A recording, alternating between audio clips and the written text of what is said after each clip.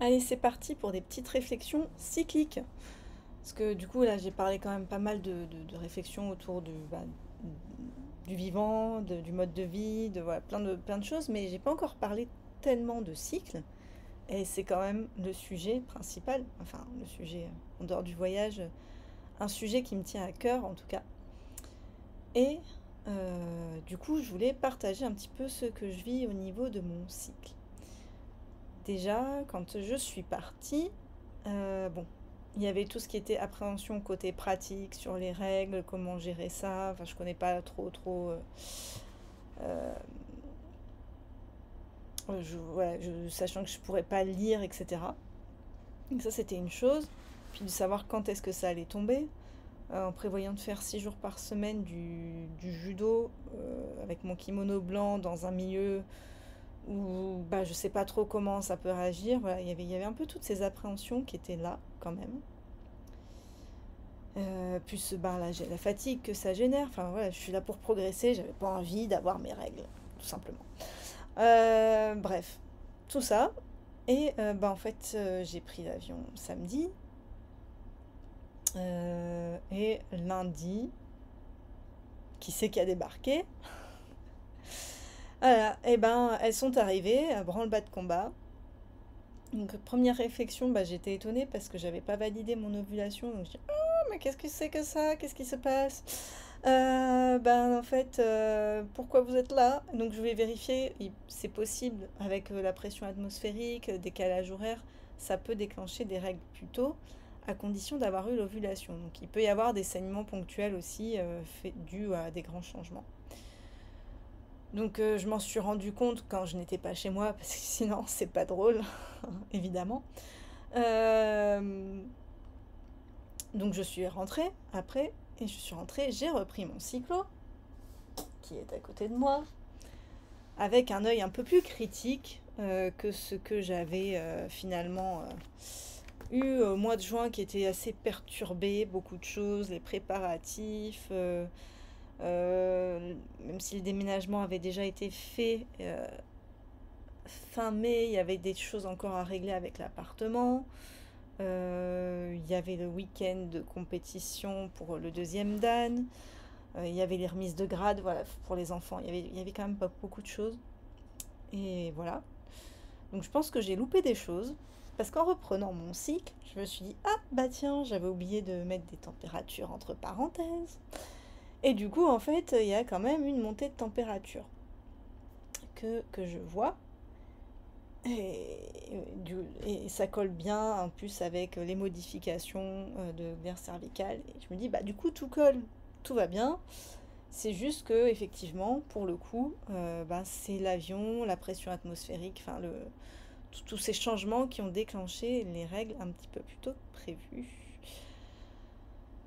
Voilà, donc pour dire que finalement, déjà, c'est pas parce que je suis pro et que ça fait 6 ans maintenant que j'observe mon cycle que je suis à l'abri euh, bah, de fautes d'inattention. Je sais pas si on peut appeler ça une faute, mais en tout cas d'une inattention. Il y a des moments de vie un peu particuliers où déjà les cycles se modifient, où en plus on a la tête peut-être un peu moins prise. Et c'est vrai que moi je suis en plus dans une période où ce n'est pas la contraception qui prime.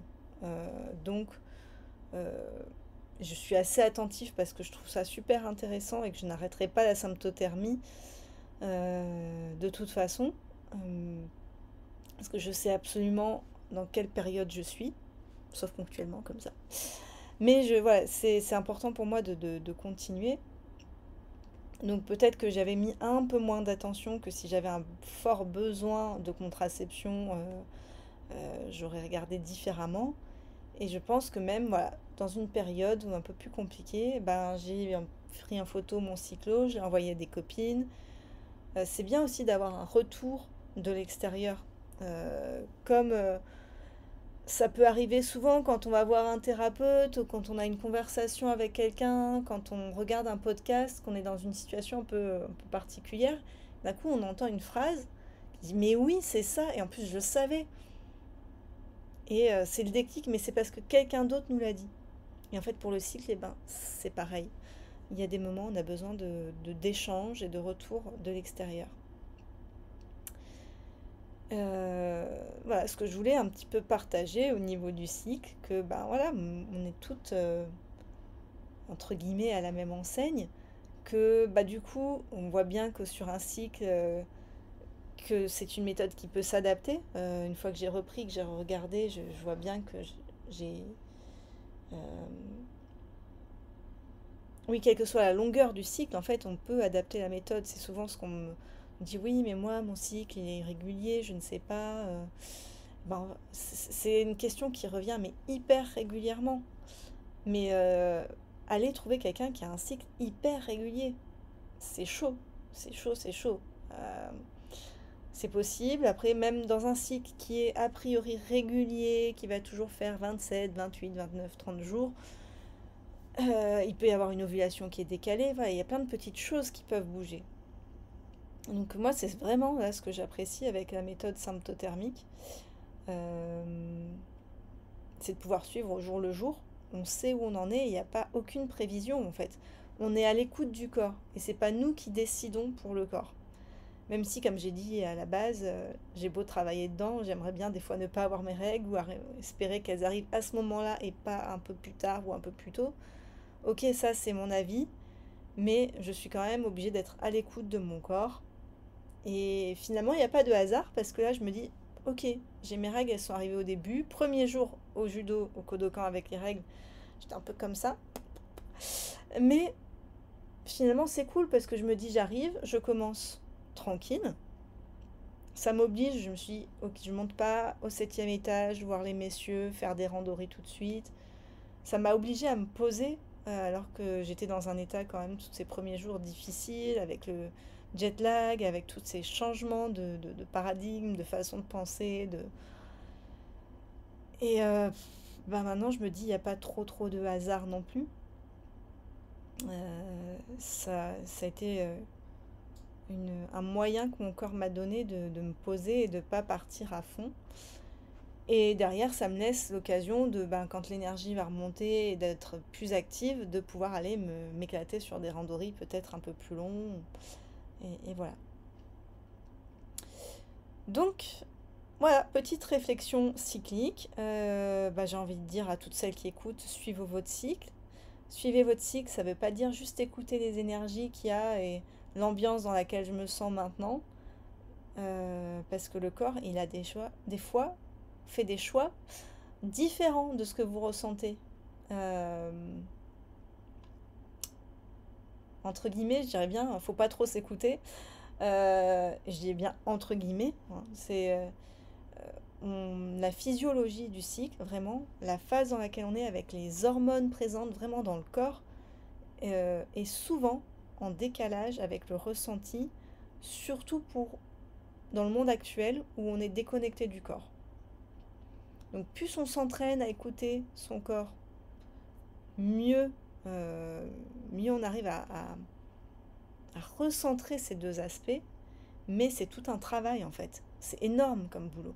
C'est un, Ça se fait sur du long cours. Au long cours, c'est de l'affinage permanent et c'est super intéressant. Je vous dirais pas le contraire. Moi, j'adore. Mais vraiment, ça demande une attention à soi particulière et s'autoriser aussi à se dire que j'ai pas toujours le dernier mot par rapport à mon corps. Voilà, peut-être que je dissocie là un peu les deux, mais finalement on n'est qu'un. Mais on a cette dissociation aussi qui est très présente en ce moment. Donc arriver à relier ces différents aspects de soi, la symptothermie est un très bon outil. En tout cas, c'est l'outil que j'ai choisi, c'est l'outil que je recommande. Et voilà, pour la petite réflexion, petit tour cyclique, je vous donnerai des nouvelles. Il y a aussi, du coup, la réflexion que je me suis faite par rapport au jet lag que j'ai quand même bien pris en pleine figure. Bah, c'est que, finalement, un peu comme pour tout, ce qu'on vit, suivant la phase du cycle dans laquelle on le vit différemment.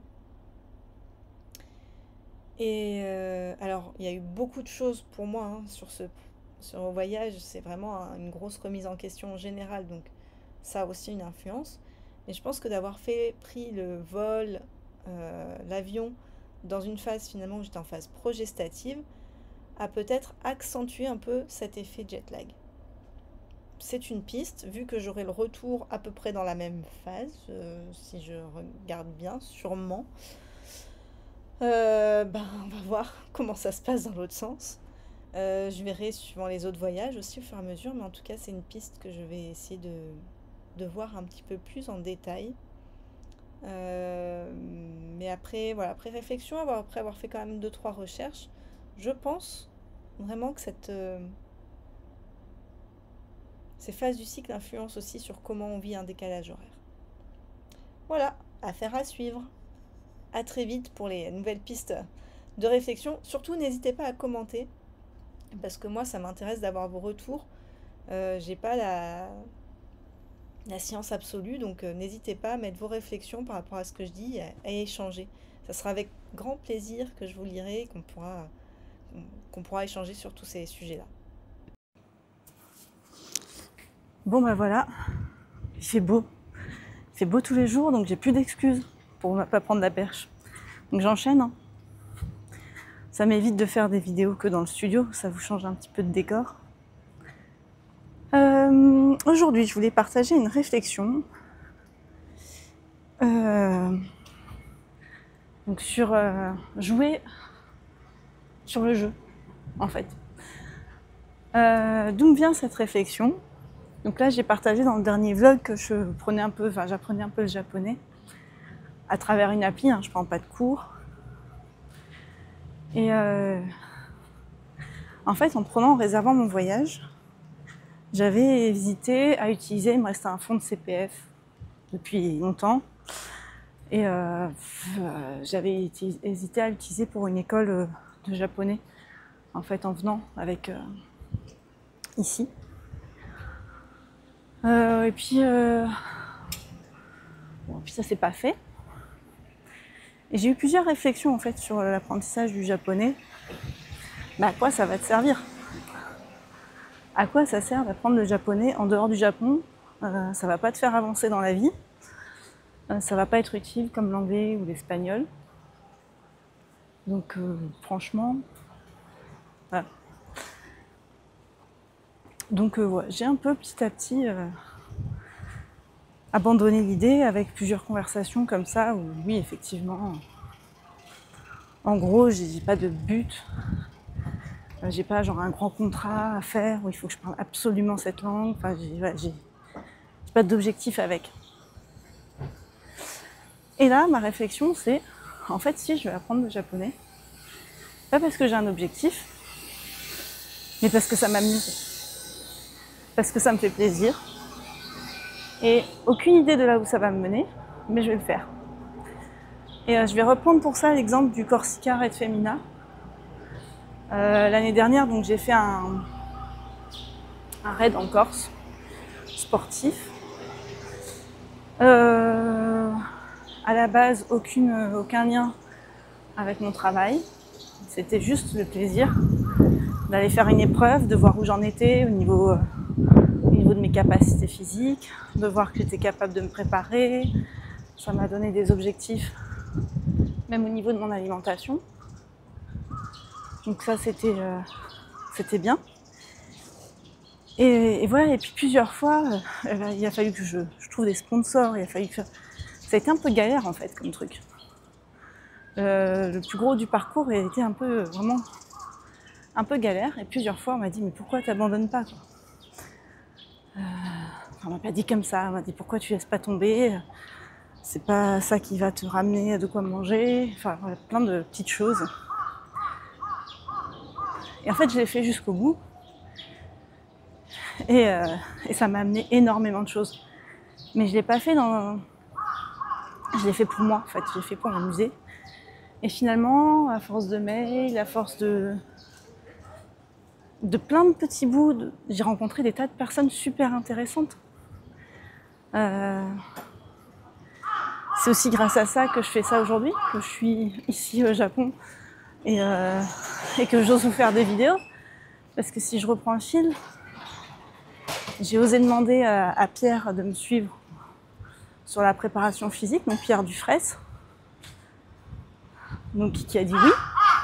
Pour ça, j'ai dû envoyer, j'ai pas envoyé qu'un seul message, j'en ai envoyé je crois 2 ou 3, il n'y a pas eu une réponse tout de suite. Voilà, donc j'ai demandé, mais je voulais vraiment que ça soit lui. Je m'étais dit, lui, il peut me faire une prépa physique, et en même temps, je pourrais discuter de cycle avec lui. Je ne voulais pas aller vers n'importe qui.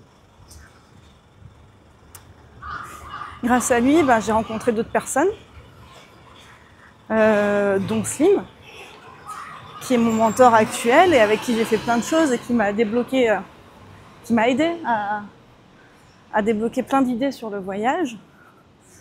J'ai rencontré Pascaline, qui est aussi venue au Japon plusieurs fois, qui fait du judo. Enfin, j'ai rencontré plein de gens avec qui il y a un contact qui est resté et qui m'ont fait progresser d'un point de vue personnel, mais je pense aussi entrepreneurial, parce que finalement on rencontre des gens qui nous correspondent à ce moment-là. Voilà, donc j'ai joué et j'ai gagné.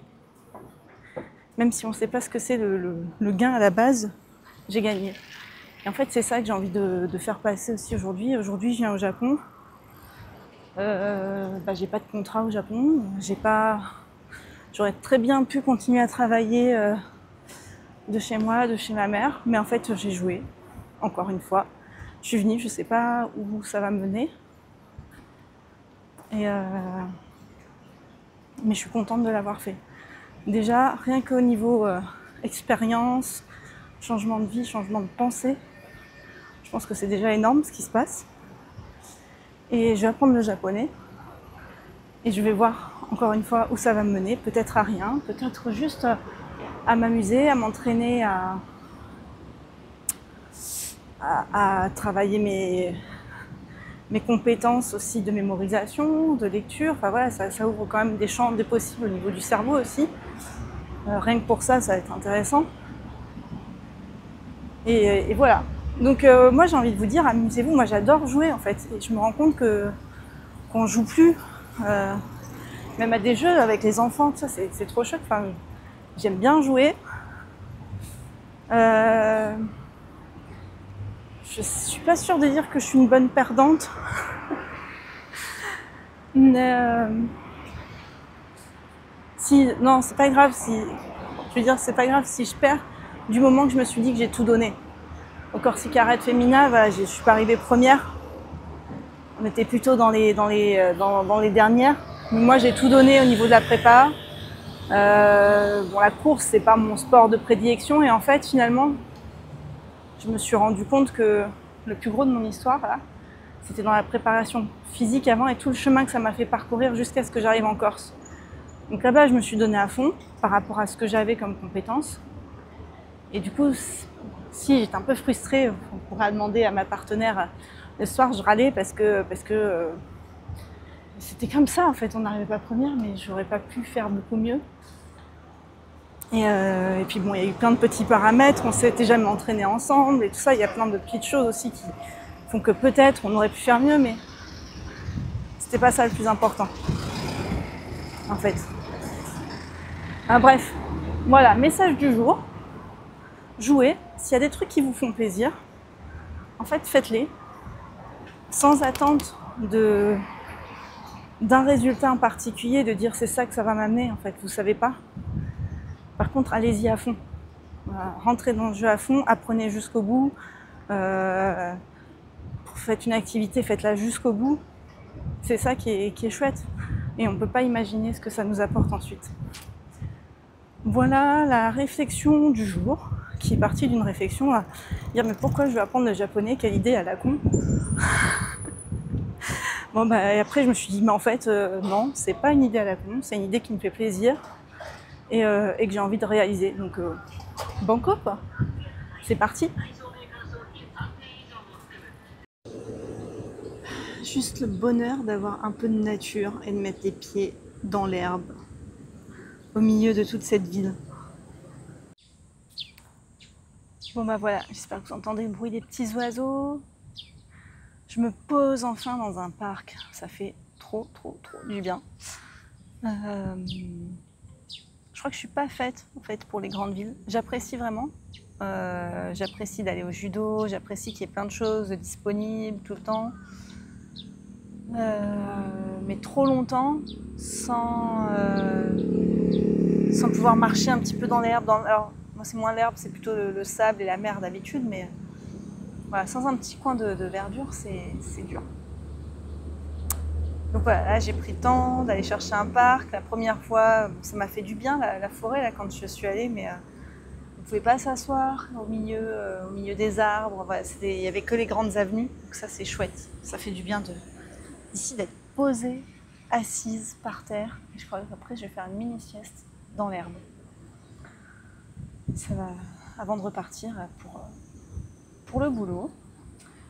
Voilà, parce qu'on est dimanche. Ce soir, il n'y a pas de judo, donc je me suis fait une petite sortie en milieu de journée. Je pose ici la réflexion du jour et d'hier, voilà, des jours précédents, on va dire. En tout cas, je pose là où j'en suis aujourd'hui. Parce qu'il y a eu plusieurs personnes qui m'ont demandé, quand j'avais fait le petit sondage, en fait, qui m'ont posé la question voilà, de savoir comment ça se passait avec les enfants et comment ça se passait au niveau de l'organisation entrepreneuriale. Voilà, donc là, je vais parler vraiment de ce qui se passe d'être séparé des enfants. Je me sens pas coupable, en fait, je me sens bien. Mère indigne. Je me sens bien d'être là, d'être toute seule, de faire le judo. Et en fait, je me sens bien. Je crois que j'ai un peu toutes les émotions qui sont là, mais par rapport aux enfants, je me sens bien et je pense qu'avec eux, j'aurais pas pu faire ce travail-là. D'introspection, d'aller chercher des zones où je suis pas à l'aise, j'ai pas mon rôle de maman. J'ai aucun rôle en fait là, juste celui d'entrepreneur et de la judokate, et ça suffit largement. C'est assez chouette, je crois que c'est une première fois que je vis vraiment ça comme ça, où d'habitude quand ils partent et quand ils sont avec leur papa, et ben il reste quand même toujours les lessives à faire, un placard à ranger. Il y a toujours des petites choses à faire. Je pense que toutes les mamans voient de quoi je parle. Voilà. Et la réflexion d'échange que j'ai eue avec d'autres personnes aussi, donc ce qui est ressorti, c'est que en fait on s'occupe beaucoup des autres, peut-être plus en tant que maman. Je sais pas, je connais des papas qui s'occupent aussi beaucoup de leurs enfants, mais pas toujours, je dirais, de la manière la plus saine qui soit. Et moi, j'étais toujours gênée d'avoir cette vision-là, en fait, et d'être comme ça avec mes enfants. Je ne suis pas maman poule, je ne suis pas hyper dessus. Voilà, je laisse beaucoup en autonomie sur plein de choses. Et voilà, et puis là, en fait, quand j'ai eu la naissance de mon troisième enfant, quand Aniel est né, il y a un peu plus de 6 ans maintenant, en fait, j'ai eu un trop-plein. Quand il a eu 6 mois, j'ai dit, il faut que je fasse du sport. Il faut que je reprenne le sport. Et j'ai pas laissé le choix, entre guillemets, à mon compagnon à ce moment-là. J'ai dit, il faut absolument que j'ai mon sport. Donc après, il y a eu la négociation entre nous. Il a demandé à avoir aussi une soirée pour lui, et ce qui était compréhensible. Donc on a fait chacun notre moment à nous. L'autre gardait les enfants. Voilà, sachant que j'allaitais encore, mais je dis c'est pas grave, j'allaitais avant, j'allaitais après. Bon, quand j'ai repris, il avait 6 mois, donc il pouvait très bien se passer de moi pendant 2 heures, 3 heures. C'était pas la fin du monde. Ça a permis de commencer un petit peu à introduire d'autres aliments. Voilà, et là, en fait, ça a été vraiment le début pour moi d'apprendre de prendre des temps et en fait d'être complètement à l'aise avec ça. J'ai pris des week-ends de stage, des week-ends de formation. Qu'à chaque fois, je posais aussi la question à mon conjoint à ce moment-là. Mais il y a toujours eu ces moments et qui me faisait des bouffées d'oxygène vraiment assez importantes. Et en fait, de s'occuper de soi, ça permet d'être bien. Et à un moment donné, quand on est trop sur ses enfants, trop à s'occuper d'eux, je vois beaucoup de femmes qui arrivent, alors souvent au moment de la ménopause, hein, quand les enfants sont grands, un peu plus grands, qu'ils ont moins besoin de nous, vraiment sur des aspects pratiques, et ben c'est des femmes qui sont complètement perdues. Qui sont complètement perdues sur plein de plans. Et en fait, on ne fait pas forcément le lien avec les enfants, mais il y a tout un espace qui se libère, tout ce qu'elles ont donné à leurs enfants, et elles ne savent plus quoi faire de ce temps-là parce qu'elles ne se sont jamais posé la question de elles, qu'est-ce qu'elles avaient besoin, où elles veulent aller. Et voilà, c'est des femmes que je retrouve dans mes coachings. Donc déjà, il y a un livre que j'ai écrit autour de la ménopause où je pose un peu ces sujets-là. Donc si vous ne l'avez pas lu, quel que soit votre âge, finalement, je pense que la réflexion, elle est intéressante à avoir dès maintenant. Voilà, moi, j'ai 33 ans et la réflexion, elle a commencé, je sais pas, il y a 2-3 ans, je pense, autour de ce rôle. Mais là, voilà, là, je peux mettre des mots dessus, en tout cas. Je peux verbaliser. Et de poser qu'en fait, si on commence à s'occuper de soi maintenant, plus tard, ça ne sera pas un souci non plus et on ne deviendra pas dépendant de nos enfants. Et on voit bien, c'est drôle dans les films, voilà, et souvent c'est des films comiques où on voit les parents pot de colle qui, même quand les enfants sont grands, ne veulent pas les lâcher, ils font en sorte de trouver des stratagèmes pour pouvoir les ramener vers eux et tout ça. Et en fait, il y a des tonnes de parents qui sont comme ça, plus ou moins consciemment. Souvent pas très consciemment d'ailleurs. Mais en fait, ça, c'est parce qu'ils n'ont jamais su vraiment qui ils étaient et pris les temps d'introspection pour se connaître un petit peu mieux. Voilà, donc c'est ma réflexion du moment, de prendre ces temps pour soi maintenant. C'est pas être égoïste, c'est pas ne rien avoir à faire non plus de ses enfants. Je les appelle de temps en temps, je leur donne des nouvelles et je vois que je leur manque pas non plus. En fait, moi, d'être calme par rapport à ça et d'être posée. Eux, ils n'ont aucun souci, ils sont bien avec leur papa, ils font des choses, ils me posent des questions. Des fois, il y en a un qui ne veut pas me parler parce qu'il est occupé à faire une construction, tout ça, et bien c'est pas grave, on ne va pas les tirer de son truc parce que moi j'ai envie de lui parler maintenant. Enfin, c'est pas ça, moi l'essentiel c'est qu'ils soient bien et qu'ils soient heureux là où ils sont. Et quand nous on est tranquille, et ben c'est ce qui se passe. Voilà, donc un peu les mots que je voulais mettre là-dessus. Que ce soit pour les mamans ou pour les papas d'ailleurs, mais je pense qu'il y a plus de mamans qui suivent. Donc prenez votre autonomie, lâchez vos enfants et ils vous le rendront. En fait, vous verrez que vous avez fait tout ce qu'il faut et qu'ils sont grands, qu'ils sont capables. Et c'est le plus beau cadeau finalement que vous puissiez leur faire et eux que vont pouvoir vous faire, de vous montrer que vous leur avez permis d'être autonome et de grandir.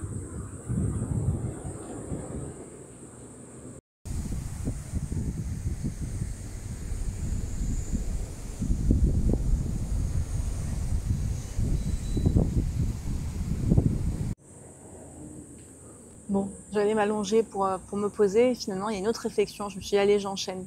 Je suis posée, elle est présente. Sur la pratique du judo, mais même si vous ne pratiquez pas de judo, je pense que ça peut vous intéresser.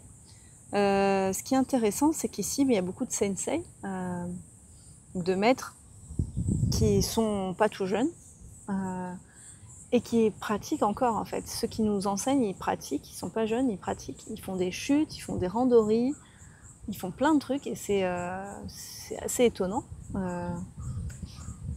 Et moi, j'ai un mélange, je dirais, de frustration et d'être contente des cours. Alors là, ça fait qu'une semaine que je suis là et que je pratique tous les jours, mais c'est complètement différent. Je vais déjà dire que la frustration, elle vient du fait que je finis pas par terre en fait les cours. Je finis pas essoufflée, morte, à plus pouvoir rien faire à la fin du cours, ce qui est souvent le cas en France. Et j'aime bien cet état-là, voilà, de s'être guidée, de s'être dépensée à fond, d'avoir tout donné. Et ça, je retrouve pas. Je retrouve pas. Et c'est très perturbant, j'ai l'impression de rien faire et tout ça. D'un autre côté, après une semaine, je vois qu'on bosse quand même. Mais on bosse complètement différemment. C'est tout tranquille, tout doux, ce qui correspond parce que moi je suis quelqu'un de très lent. Donc là je me suis battue contre moi-même pendant des années et encore plus cette année pour obtenir mon deuxième dan, pour pouvoir m'améliorer, être plus forte, plus rapide dans la compétition. Et là il faut que je ralentisse. C'est c'est travailler les opposés. Mais il y a quand même un travail, il y a un travail de fond et du coup il n'y a plus cette relation de force aussi avec l'autre, les deux travaillent ensemble, les deux partenaires. Ça c'est très intéressant. Tori et Uke. Uke, ou entre guillemets c'est celui qui subit, en fait là il subit pas, il choisit quand il va chuter. Du coup c'est lui qui gère sa chute et du coup il n'a pas peur. Il y a plein de petits aspects comme ça qui sont intéressants et Tori ne force pas. Je dis bien quand on n'est pas dans le combat. Et même dans les combats, il y a ce travail qui est ensemble. C'est vraiment une autre façon de voir les choses et une autre façon de communiquer qui, je trouve, est intéressante. Et si on peut faire sortir du judo pour aller vers quelque chose d'un peu plus grand, peut-être que nous, dans le monde occidental, justement, on veut se vider, on s'épuise, on y va à fond. Même dans l'entrepreneuriat, hein, quand on voit toutes les pubs qu'il y a sur faites 10 000 euros en 3 mois, 10 000 euros mensuels en 2 mois, 3 mois. Enfin, on pense que si on s'épuise à la tâche, il va y avoir du résultat rapidement, ce qui n'est pas toujours le cas déjà. Et en plus, comme je disais, on s'épuise à la tâche. Il y a quand même beaucoup de burn-out, beaucoup de dépression, beaucoup de gens qui lâchent, qui abandonnent, parce que tenir un rythme comme ça, c'est juste pas possible. Et l'entrepreneuriat, c'est un jeu d'endurance. Si je regarde, moi, maintenant, que je me suis installée juste à mon compte, ça fait 2 ans et demi, je crois, 3 ans, non, 2 ans et demi. Mais j'avais déjà commencé à travailler sur le cycle féminin quand j'étais encore dans l'entreprise familiale. Donc fin 2018. Alors après, j'ai mis aussi avec mon rythme, j'ai commencé alors que j'avais un bébé en bas âge. Voilà, il y a plein de paramètres qui font que je ne me suis pas mise comme un entrepreneur célibataire, sans enfant, peut le faire. Voilà, il y a aussi beaucoup de paramètres différents. Il y avait aussi la vie à éveil à gérer. Enfin, il y avait plein d'aspects différents. Mais c'est quand même du long terme. C'est une construction de réputation, c'est de voir qu'on tient, le nombre d'entrepreneurs qui durent 1 an, 2 ans et puis qui arrêtent. Voilà, c'est tout ce travail-là de fond où on a le résultat plus tard qui est finalement qui est honoré ici. J'ai cette sensation en tout cas au niveau du judo. Parce que je ne connais pas non plus trop les autres aspects, qui n'est pas du tout honoré en France. Je vais parler juste de la France parce que je ne connais pas encore les autres pays, mais je vais voyager, donc je vais en connaître plein. Je pourrais après comparer de plus en plus de pays. Mais on est beaucoup dans le tout de suite, tout maintenant. Donc voilà, c'est apprendre son mal en patience, c'est anticiper. Donc je ne dis pas qu'il faut 10 ans pour démarrer, mais chacun est différent, chacun a un rythme, chacun a une vie. Et ça, c'est à prendre en compte. Et ce qui fait travailler justement toute la finesse d'une technique, la finesse d'un ressenti, la finesse d'une méthode, ce qui fait gagner du temps, c'est de pratiquer en fait. Donc on ne peut pas tout de suite vouloir les 10 000 euros qu'un entrepreneur a mis 5-6 ans à avoir. Parce que la méthode, il l'a construite. Il y a une méthode peut-être qu'elle marchera, mais il faut aussi avoir l'état d'esprit qui va avec, il faut aussi comprendre votre business qui est peut-être un peu différent. Ouais, il y a plein de petits détails qui font que chacun est unique et qu'on ne peut pas tout copier-coller tout simplement. Donc ça, c'est aussi très intéressant et c'est ce que j'infuse pareil dans les coachings parce que c'est important d'avoir cette vision-là. Bon, je crois que c'est tout pour aujourd'hui. Si j'ai d'autres réflexions pendant ma sieste ou avant, je vous le dis. Et puis à très vite.